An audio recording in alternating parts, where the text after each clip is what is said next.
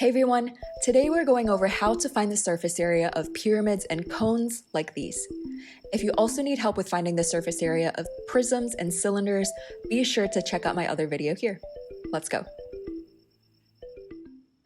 Before we jump into the problems, let's first review what the term surface area even means.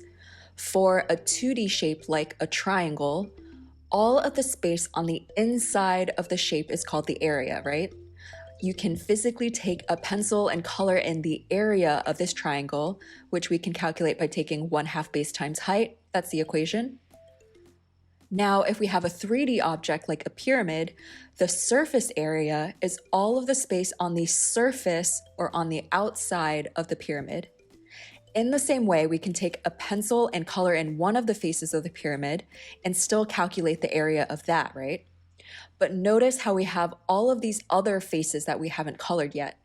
So in order to find the total surface area of this pyramid, we need to color all of the faces, meaning we need to calculate all of the individual areas of the faces and then add it all up. That is the surface area of a pyramid. The most common pyramid problem you'll probably see is one like this, where you're asked to find the surface area of a regular pyramid like this one. In order to solve for the surface area of the pyramid, our first step is just to determine the shape of the base. For this pyramid, it looks like this base is a square because there are 4 sides and all of the sides are the same length. Again, because it's a regular pyramid. Our second step is to calculate the area of the base. And we know, or at least we should know, that the area of a square is just the base times height. So 6 feet times 6 feet, which is 36 feet squared. This is the area of the base. Our third step now is to calculate the area of all the faces, which are these shapes on the sides here. If we look at one of these faces, this is just a triangle, right? And the area of a triangle is 1/2 base times height. If I plug in 1/2 times the base, which is 6 feet, times the height of the triangle, which is 8 feet,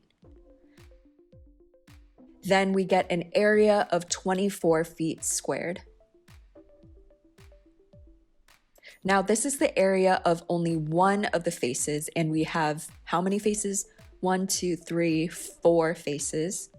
And we need to find the area of all of the faces, so we have to multiply 24 and multiply it by 4, which is how many faces we have? 96 square feet. This is the area of all of our faces on the pyramid. Now, our fourth and final step is to add up all of the areas that we just found. So we're going to add the area of the base, which we found was 36, and then add the area of all the faces, which is 96, and we'll get that the total surface area of this pyramid is 132 square feet. Just keep in mind this problem might get a little more tricky if this base wasn't regular, meaning not all of the sides are the same length, so maybe this side was 10 feet instead of 6 feet. The steps are the same, but you can't just multiply the area of the faces by 4 anymore. You'd have to calculate the area of all of the faces separately and then add them up. All right, problem number 2. Now, this problem looks exactly like the problem we just did, but if you look closely, they're actually giving you the height of the pyramid and not the height of the face of the triangle. And because of that, there's a little extra work we have to do, but in general, all of the steps are still the same. Our first step is still to determine the shape of the base. The base of this pyramid still has 4 sides and they're all still the same length, so the base is a square. For a second step, in order to find the area of the base, we have to find the area of the square, which is calculated by base times height, which is 6 feet times 6 feet, which is still 36 feet squared.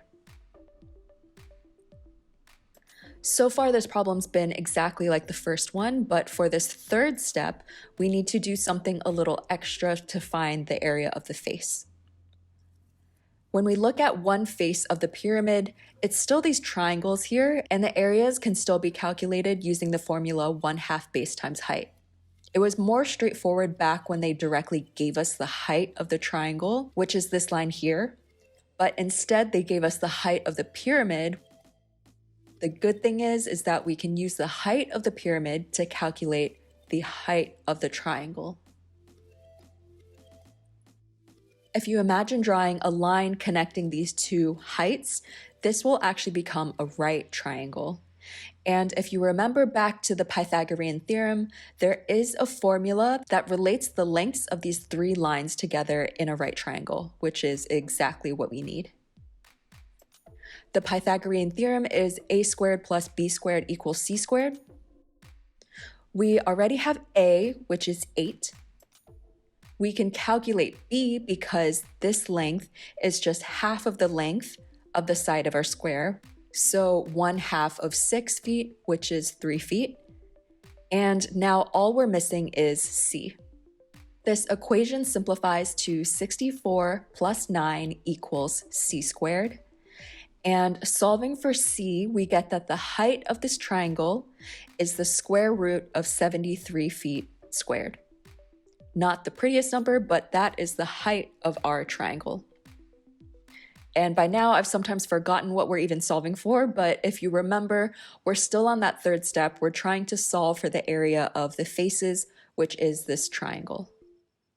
We can finally use the formula for the area of a triangle, which is 1/2 base times height, because we actually know the height of our triangle now.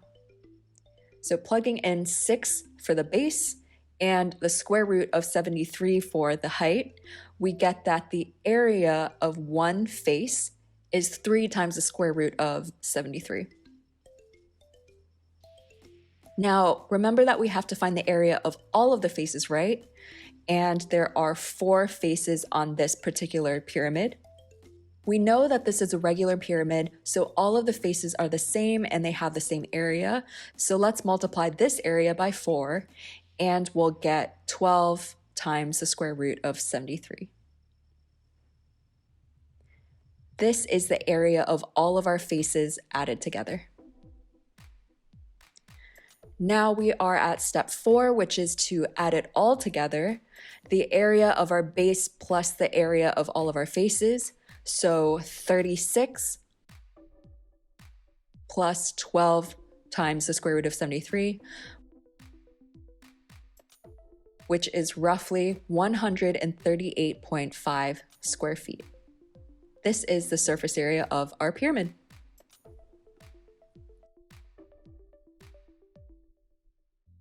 Let's now try for the surface area of a cone. Even though the shape is a little different, again, the steps to get the surface area are still exactly the same. Our first step is to identify the shape of the base.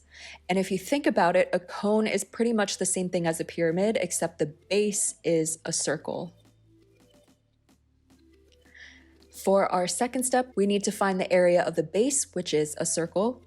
You can find the area of a circle by taking pi r squared, where r is the radius of the circle. You'll notice that the diagram says that the diameter of the circle is 6 centimeters, so the radius is 1/2 of that, which is 3 centimeters. Pi times 3 squared is about 28.3 centimeters squared. That is the area of our base.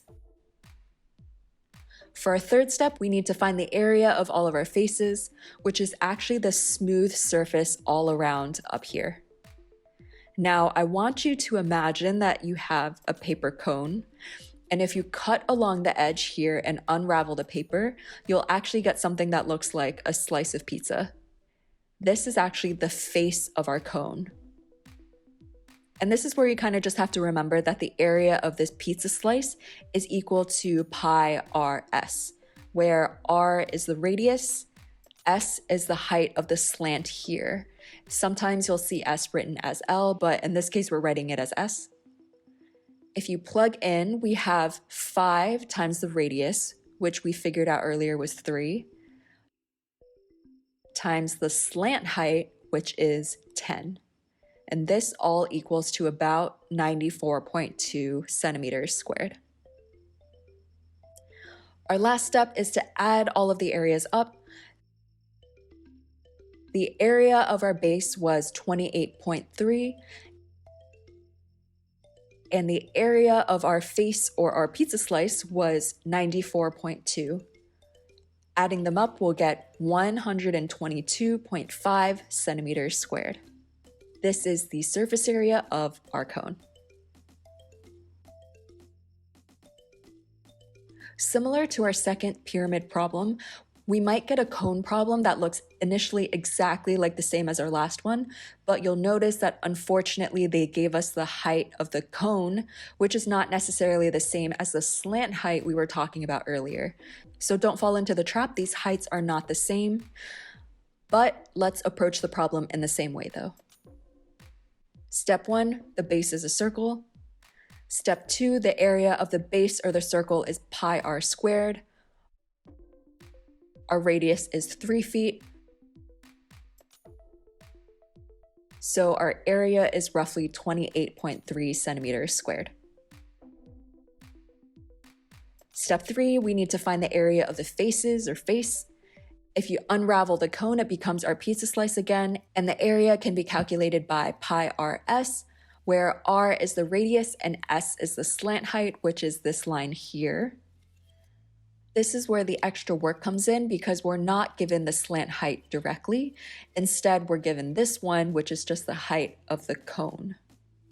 Kind of like what we did for problem number 2, we can draw a right triangle connecting the two lines like this, and then use the Pythagorean theorem.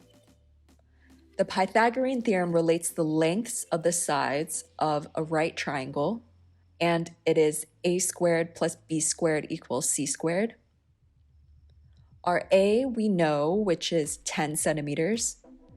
B is half of 6, which is 3. And we're trying to find c. Simplifying for c, we'll get the square root of 109, which is roughly 10.4 centimeters.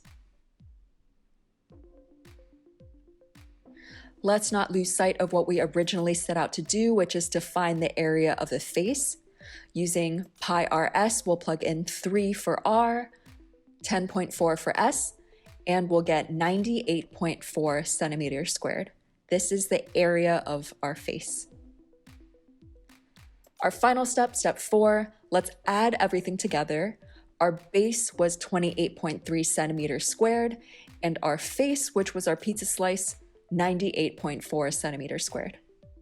Adding them together, we have that the surface area of this cone is 126.7 centimeters squared, which is our final answer.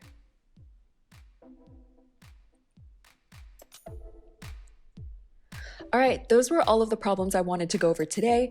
If this video helped you out, be sure to give it a thumbs up and subscribe for more math tutorials like this one. Definitely leave a comment below if you'd like to see any other topics. I'll see you in the next video.